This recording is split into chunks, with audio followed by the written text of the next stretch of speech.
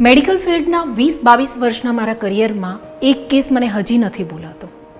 શાંતાબેન કરીને એક બા મારા ત્યાં મોતિયાનું ચેકઅપ કરાવવા આવ્યા. મેં કહ્યું, બા 2-3 મહિનાથી હેરાન થાઉં છું તો વહેલા કેમ ના આવ્યા? એમને કહ્યું, ગામડેથી શહેરમાં આવવાનું અને એમાંય દવાખાનાના ખર્ચા અમને કેમ પોસાય બેટા? હું એકલી નહોતી જેને થયું કે આવું કેમ. આ પ્રશ્ન અને આ ચિંતા જઈને સ્પર્શ્યા આપણા નરેન્દ્રભાઈને પણ.